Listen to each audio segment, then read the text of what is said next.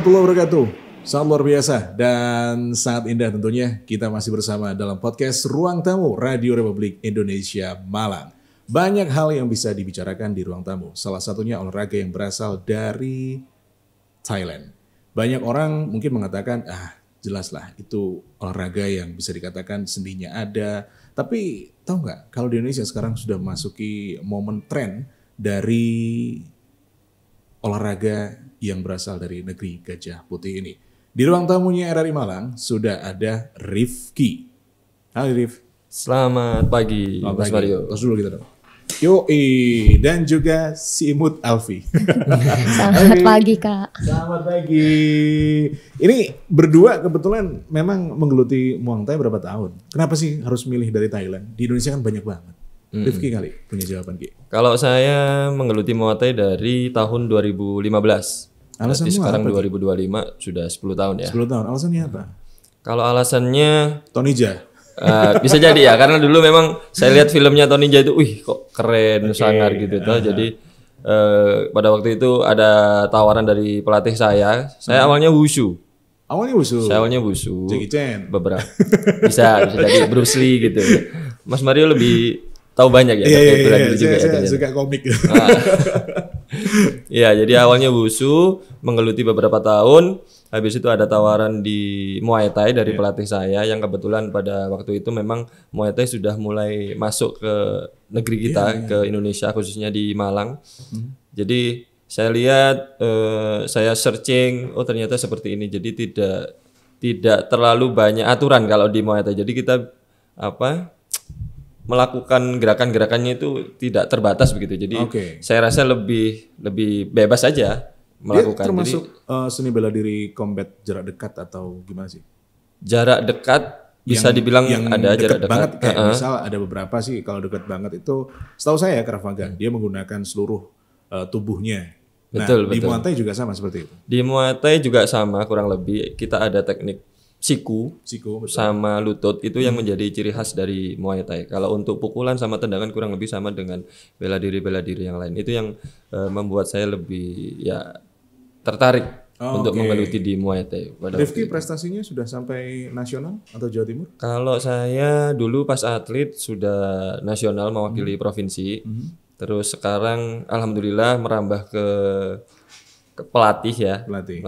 Pelatih kemarin alhamdulillah dipercaya memegang Jawa Timur untuk di PON Aceh Sumut 2024. Gimana waktu itu di sana untuk cabur Muay Thai sendiri ya ada sedikit seninya lah ya. Seninya dalam arti lempar piring, lempar bangku, lempar itulah seninya ya. Itu kan sempat viral tuh kan ya? Sempat viral ya. Oke. Kalau ini cewek ini gimana? Ngapain juga ke Muay Thai? Kan ada balet gitu. Nggak sengaja dulu. Nggak sengaja? Iya, ada jadi yang ngajakin? Jangan-jangan cowok kamu Muay Thai juga? Enggak. Enggak. Awalnya dari silat, dari SD, terus abis itu baru Muay Thai itu ditawarin waktu kelas SMA. Kelas 2, sekitar tahun 2018. Oke. Nah, sampai sekarang itu ditawarin kayak kamu coba deh di olahraga Muay Thai, kayaknya kamu cocok. Nah, ternyata emang lebih cocoknya di Muay Thai. Vi, kamu kan cewek ya, ngapain sih milih itu? Apa murni bela diri, membela diri kamu, atau memang ada hal lain?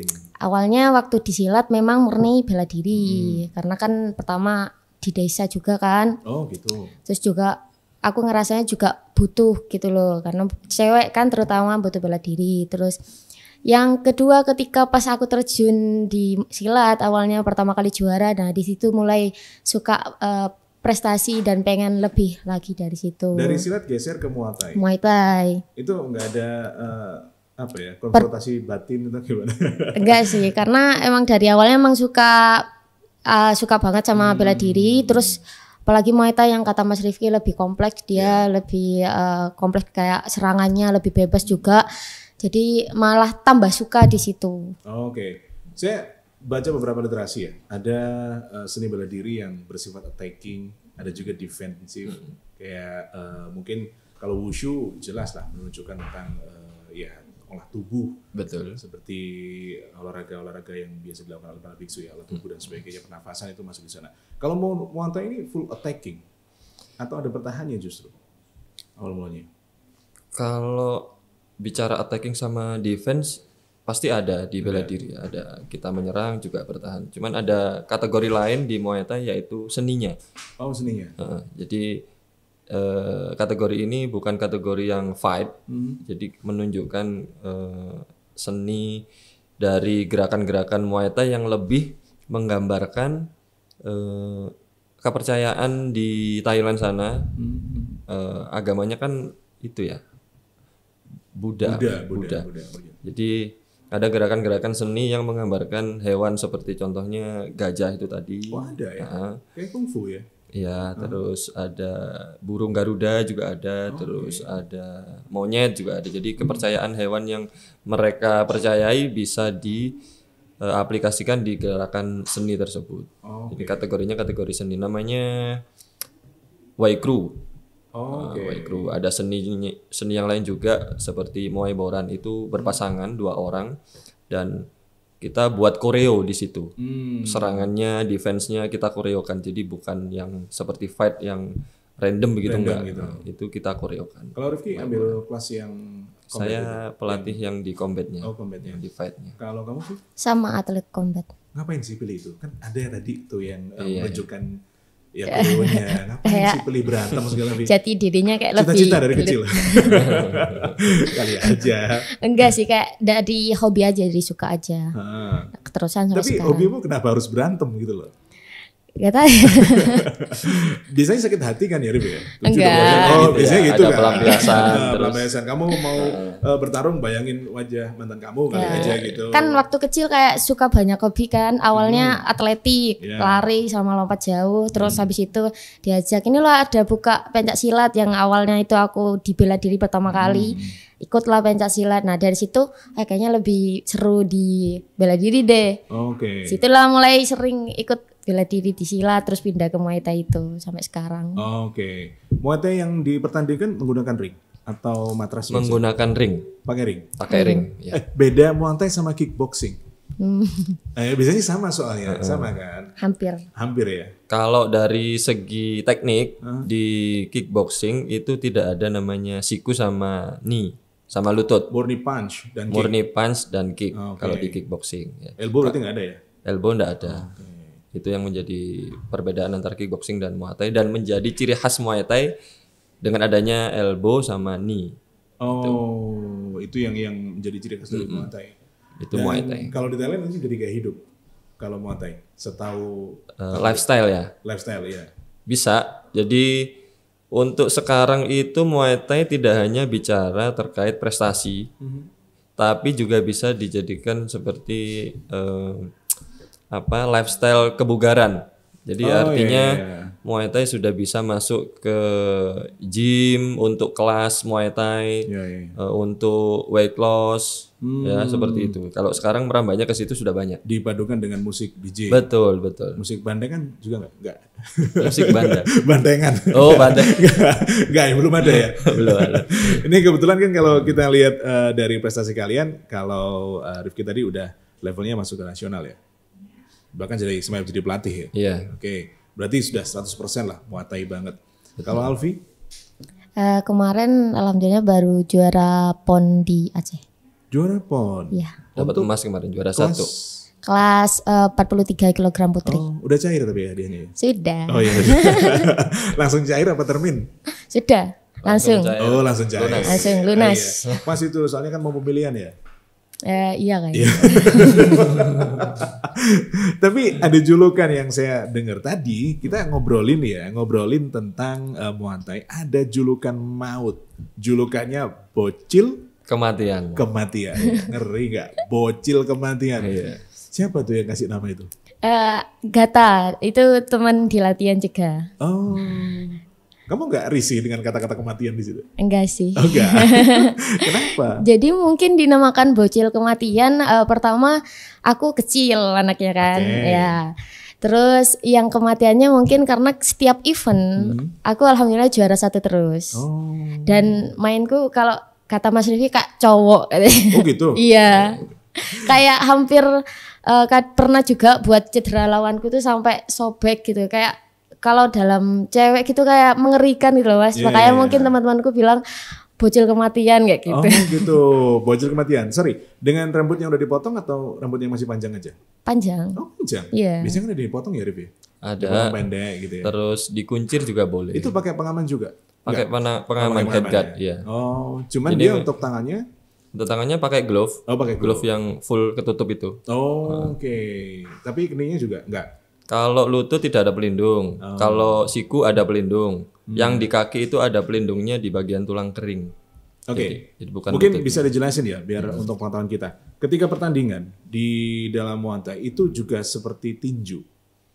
Waktunya, Artinya? Oh, waktunya. Dan ini Untuk durasi kurang lebih sama 3 menit ya, 3 menit. Terus kalau untuk rondenya lebih banyak tinju sampai 12 ronde ya kalau untuk yang profesional. yang profesional. Tapi kalau untuk bicara amatir saya kira sama 3 roundnya. 3 ronde. Jadi di Muay Thai 3 ronde, di tinju juga 3 ronde. Terus untuk rules yang lain tidak ada yang signifikan sih, hampir oke. sama. Oke. Dari seluruh Indonesia nih, provinsi Indonesia, yang menjadi saingan terberat Provinsi Jawa Timur? Kalau selama ini ya Jawa Barat. Jawa Barat. Emang kenapa, Vi? Kamu kemarin finalnya lawan Jawa Barat? Finalnya Jawa Barat. Siapa? Si Iteng? Bukan. Kali aja namanya Syakira, si Iteng. Syakira. Oh, Syakira. Itu kenapa? Artinya gini, kan atlet itu kalau udah final itu kan pasti pikirannya macam-macam ya. Ada yang telepon orang tuanya minta doa. Kalau kamu apa? Sama nelpon orang tua, terus lebih ke banyaknya ke pelatih sih, kayak aku harus gimana nih Mas Dilatih nanti, sama itu ya? sama Oke. Mas, kayak harus gimana ngadepinnya gimana, ya Mas ngasih aku instruksi biar lebih tenang, pokoknya kamu tenang, pokoknya kamu pasti bisa ya gitu. Oke. Apalagi waktu itu aku final itu partai pertama. Oke. Nah, Di kelas ya? Iya kan Kategorinya kelas kelas? 43 Iya, kan kelas, paling kecil kan. Nah itu apalagi yang perempuan duluan kan. Jadi aku pertama waktu itu di Jawa Timur yang final. Otomatis Oke. bebannya lebih lagi. Iya, iya, iya, Apalagi pasti. supporter tuh Jawa Timur sama Jawa Barat itu udah saling serang itu waktu itu. Sudah sewa di masing-masing tribun sudah. Oh, sampai gitu Iya. ya? Oke, oke. Sampai waktu itu sebelum tanding tuh yang Jawa Timur tuh supporternya belum datang semua Mas. Iya, Yang iya. Jawa Barat tuh udah main musik itu udah aku mana ya supporternya ini sampai saking aku tuh udah deg-deg sebenarnya. Cuma pas sudah naik ring hilang sudah ya. Kamu kalau bisa kalau mau menang ya kalahin aku dulu kayak gitu sudah di ring. Oke, we talk about mental. Kalau ngelihat dari mental yang kamu rasakan itu kan seperti itu ya. Tapi ada step yang naik tentunya. Mungkin level Asia Tenggara atau level Asia gitu. Ada rencana ke level itu? Amin. Kalau memang kemarin kita ada omongan dari pihak Muay Thai Pusat ya Indonesia bahwa kita akan mempersiapkan atlet Muay Thai untuk SEA Games 2025 sekitar bulan Desember. Iya, Desember. Dan Alfi termasuk salah satu atlet yang kemungkinan nanti akan dipanggil dalam persiapan SEA Games karena dia kemarin kan dapat emas di Iya, PON. betul. Jadi Harusnya dikirim dong. penyaringannya memang dari PON itu juara 1 sama 2 akan dipanggil untuk pelatihan pusat di Jakarta untuk persiapan SEA Games. Ya, otomatis stepnya kan lebih naik Iya, lagi level. betul. Setahu saya kalau seperti itu biasanya peringkat 1, 2 memang udah otomatis ya. Nggak tahu lagi kalau pemilihan favorit ya berdasarkan organisasi. Kali aja ada yang seperti itu. Tapi emang sih kalau kita ngelihat cewek tuh berantem ya. Kamu udah punya boyfriend belum? Asik. Kenapa? Membatasi itu kenapa, Vi? Enggak lagi ya belum ada yang cocok aja. Oh, tapi pernah waktu menjadi atlet tapi udah punya pacar itu. Oh pernah. Oh, pernah. Gimana pacarmu? Nggak ngomel-ngomel? Enggak sih. Pacarnya orang Argentina. Wih. Pernah. Jadi Siapa? kemarin Lionel sempet Messi. sempet itu kan training center di Thailand selama 1 bulan untuk Di persiapan mana? PON Di mana? Apanya Kak? Trainingnya? Di Training Thailand. di Thailand, Iya, di Bangkok. Di, Oh, di Bangkok. di Bangkok. Di Bangkok. Iya. Oke. Selama 1 bulan dan itu Alfi ada yang nyukain gitu dari Argentina. GR kamu disukai sama orang Argentina ya. Aduh, levelnya udah internasional. Apaan tuh Indonesia gitu ya? Enggak cuma tapi kalau lihat ke depannya ya, coach, saya manggilnya coach aja ya. Coach Rifki, dari Alfi perkembangan ke depan seperti apa? Kalau untuk perkembangan ke depan saya lebih ke maintenance itu ya, sambil ada panggilan untuk merapat ke Jakarta, jadi di bawah Muay Thai tetap latihan secara intens. Kita ada jadwal atlet, jadi untuk Alfi sendiri lebih ke maintenance aja, menjaga kebugaran fisik, berat badan khususnya karena Alfi dia juga latihan di Buah Muay Thai juga? iya. Oke. Latihan juga ngelatih. Oh latihan juga ngelatih. Berapa orang di Buah Muay Thai? Trainernya, pelatihnya. Trainernya dan yang dilatih tentunya. Trainernya ada 6 sampai 7, dan mereka juga ada beberapa yang masih aktif sebagai atlet, dan ada yang sudah usianya sudah lewat untuk atlet. Oke. Tapi yang dilatih mulai kelas anak-anak sampai dewasa? Kalau untuk prestasi ya dari SMP ada, SMA ada, kuliah juga ada. Kalau untuk reguler di bawah Muay Thai ini kan tidak hanya bicara terkait prestasi, tapi juga untuk yang tadi saya bilang lifestyle, ya kebugaran di situ juga ada. ya? Tiap hari ada jadwalnya. Itu yang dari usia SD atau usia 3 tahun juga ada, kita ada kelas kids, dan yang dewasa mungkin sekitar ada yang usia 45 tahun, 50 tahun juga ada yang latihan. Tapi tidak ditujukan untuk profesional. Oh, hanya untuk kesehatan aja, kesehatan. Oke. Jadi kalau kita ngelihat dari optimisme dari coach sendiri tentang Muay Thai khususnya untuk Kota Malang, optimis nggak dengan semangatnya arek-arek Malang gitu ya untuk bisa juara di bidang Muay Thai? Berarti ini kita bicara prestasi ya? Yoi, kedepannya seperti apa? Soalnya kalau olahraga di Malang kan Muay Thai belum masuk kategori yang terus-terusan mendapatkan medali ya? Apakah sudah menjadi andalan? Kalau kita bicara prestasi Muay Thai Kota Malang, kita bicara dari tahun 2019. 2019 kita ikut Pekan Olahraga Provinsi di Gresik pada waktu itu. Kita mendapatkan 1 medali perunggu. Oke. Terus 2 tahun lagi kita ikut Porprov di Lumajang 2022. Kita ada peningkatan 1 perunggu 1 emas. 1 perunggu 1 emas. Terus karena ada COVID harusnya 2 tahun sekali, tapi kita langsung ke 2023 ya di Mojokerto kemarin ada peningkatan lagi. 3 emas 2 perak. Dengan jumlah atlet yang meningkat. Dengan jumlah atlet yang lebih banyak juga sih. Lebih banyak juga. Terus kita sekarang persiapan menuju Pekan Olahraga Provinsi 2025 Jawa Timur, dan kita tuan rumah. Ya harusnya Malang Raya, Kota Malang, Kabupaten sama Batu. Harusnya lebih maksimal. Dan untuk saya lihat perkembangan anak-anak menuju ke sana, saya sangat-sangat optimis di bulan Juli besok anak-anak akan lebih dapat hasil yang terbaik untuk Kota Malang. Termasuk Alfi main di situ enggak ya? Kalau sudah enggak bisa. Pon ya. Iya. Udah levelnya udah. Iya sih, enggak bisa. Berarti kamu punya target apa nih untuk melatih khususnya yang cewek-cewek? Siapa atlet andalan kamu? Ada berapa? Di Buah. Yang andalan. Ada 2. Oh, ada 2 yang andalan. Di kelas apa? Kalau paling bawah apa namanya? Lightweight atau kita bukan model tinju pakai istilah tinju seperti itu enggak. Jadi langsung ke angkanya ya. 43 kg itu seperti Alfi itu paling bawah. 43 kg. Oke. Ada 2 yang siap dijadikan untuk profesional. Insya Allah. Kalau cowok banyak cowok ya. Banyak. Cowok lebih banyak memang. Kalau cewek ini agak kesusahan kita untuk mencari atlet cewek. Oke. Padahal udah ke sekolah-sekolah. Kita kalau di sekolah itu agak kesusahan untuk masuk karena mungkin ya gurunya itu lebih mengenal Muay Thai itu olahraga combatnya terlalu full contact, terlalu ekstrim. Jadi beda dengan contohnya karate, taekwondo atau silat itu kan mungkin lebih safety. Jadi kalau di Muay Thai itu dilihatnya lebih ekstrim, jadi kita mau masuk itu kadang gurunya agak mir-mir gitu, agak ketakutan. Tapi kita sekarang sudah mulai berusaha meyakinkan lagi secara verbal, kita meyakinkan bahwa Muay Thai itu ada kategori amatir sama yang profesional.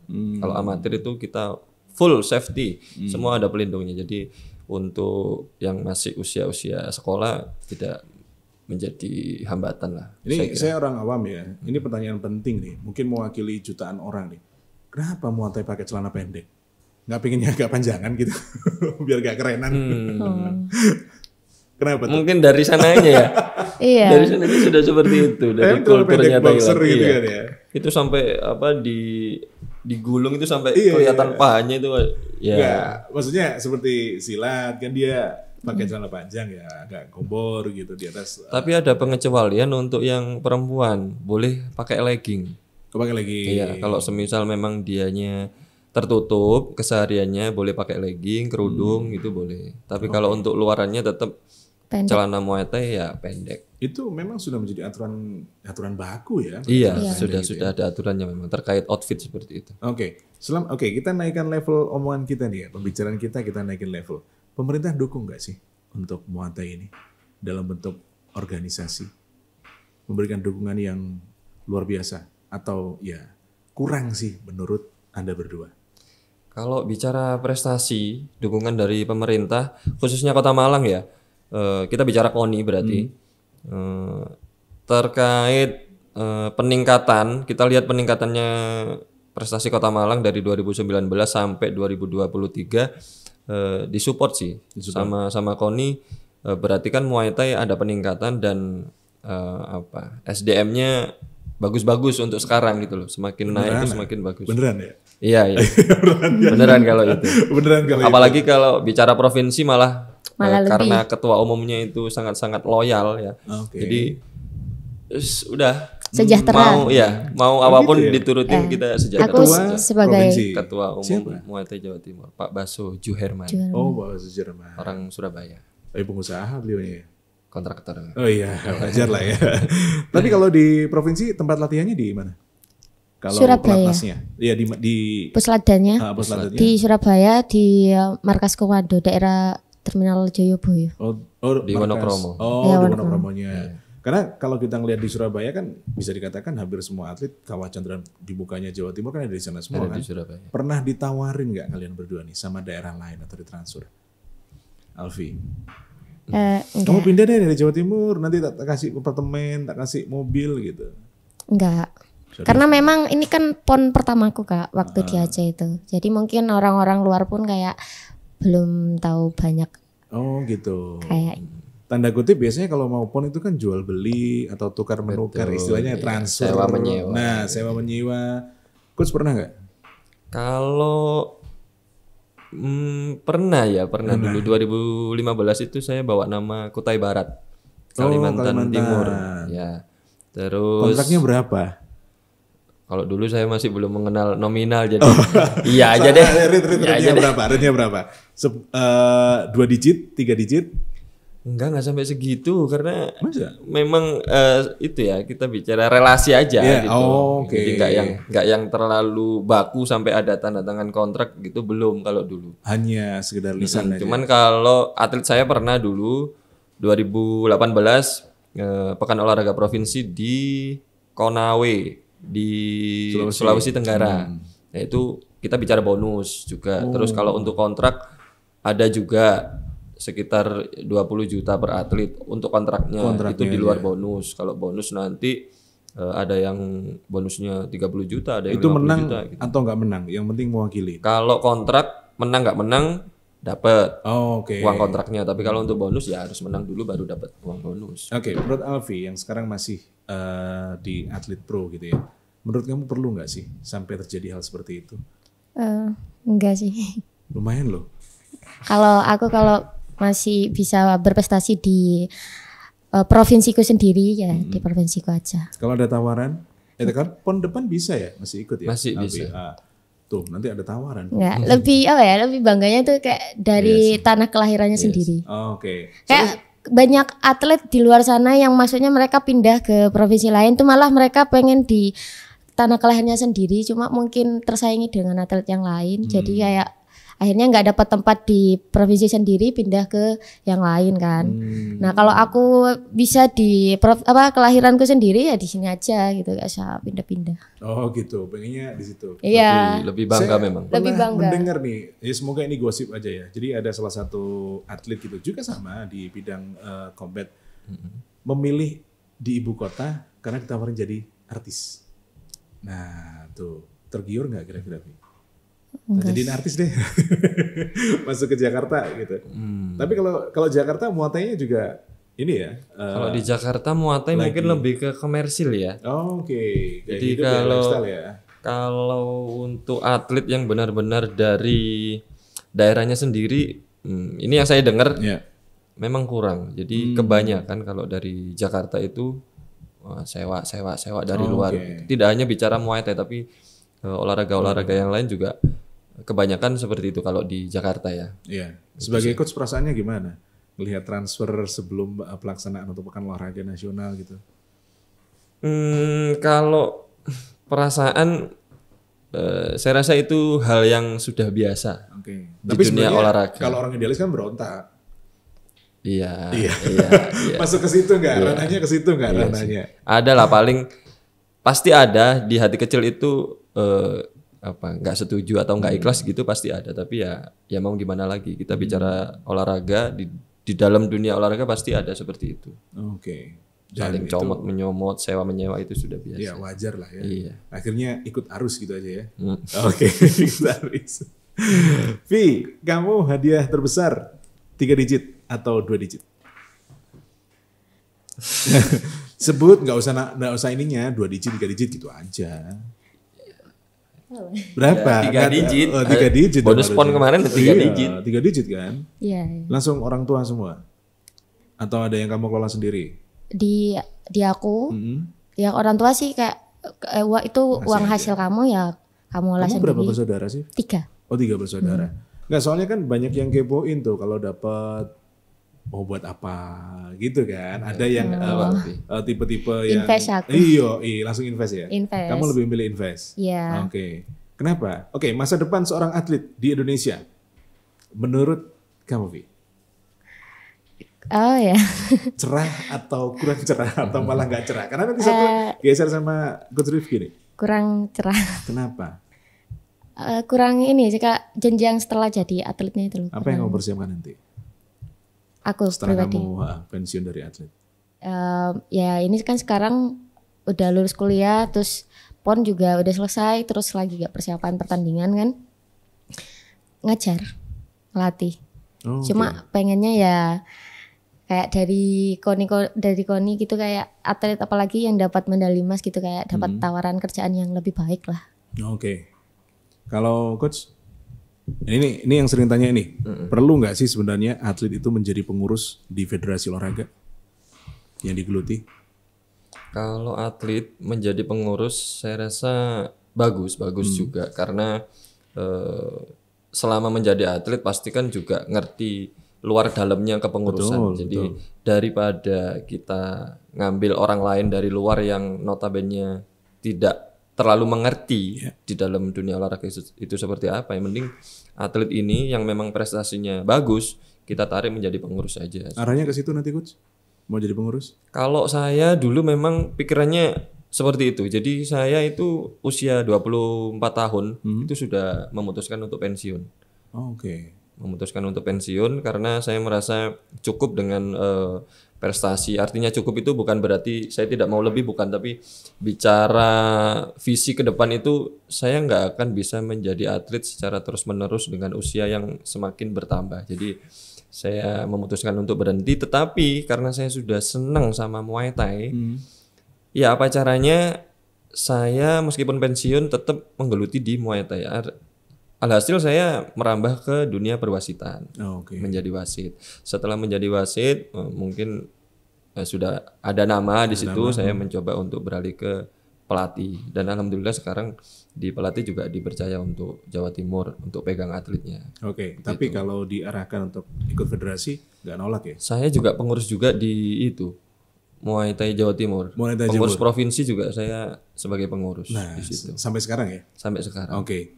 Berarti ada banyak hal masukan yang sudah diberikan atau sumbangsikan oleh coach untuk perkembangan Muay Thai di Jawa Timur. Alhamdulillah. Alhamdulillah. Oke, Alfi, rencananya kalau udah nikah, ayolah. Itu sih kalau dapat izin lanjut. Oh gitu. Iya. Peak performnya untuk seorang atlet Muay Thai itu usia berapa? Peaknya? Ya di usia 24-25 sih. 24-25. 24-25. Jadi Kalau cewek juga sama? ya kurang lebih segitu. Oke. Berarti kamu harus mempertahankan bobotmu itu kisaran 45 sampai 43 sampai 45. 43 sampai 45 ya? Range 2 kilo. Oke. Ini kalau ngelihat ke depan, kalau Asia tetap Thailand atau justru malah ada negara lain yang sekarang udah mulai dominasi? Kalau Asia di Thailand masih bagus, Malaysia juga sudah mulai terlihat Oke. potensi-potensinya di situ untuk Oke. Malaysia. Singkat Alfi, sampaikan untuk seorang yang benar-benar ngebantu kamu sampai kamu ada di podium kemarin. Who is the name? Dan kamu sampaikan terima kasihnya seperti apa? Boleh lebih dari satu. Boleh. Jangan sekampung ya, absennya susah. Yang pertama buat pelatih aku di Madura yang dia mengenalkan cabur Muay Thai. Aku terima kasih banyak karena bisa dari cabur ini aku bisa sampai sekarang bisa berprestasi di bidang bela diri sampai ke nasional. Terus yang kedua kepada Coach Rifki, pelatih aku yang banyak banget membimbing aku dari nol, aku prestasi masih sering kalah sampai sekarang alhamdulillah bisa juara PON di Aceh. Terus juga buat pengurus Jawa Timur yang waktu di persiapan PON Aceh itu sangat-sangat memfasilitasi aku sebagai atlet hingga bisa juara di PON Aceh. Oke. Coach, pendek. Ini mungkin bisa disampaikan sebagai seorang cowok ya. Coach ngelihatnya untuk Malang, untuk Indonesia ke depannya, Muay Thai akan menjadi seperti apa? Dari Malang untuk Indonesia kita akan memberikan kontribusi untuk Muay Thai Indonesia. Pasti ada atlet nanti yang masuk ke pelatnas. Gitu.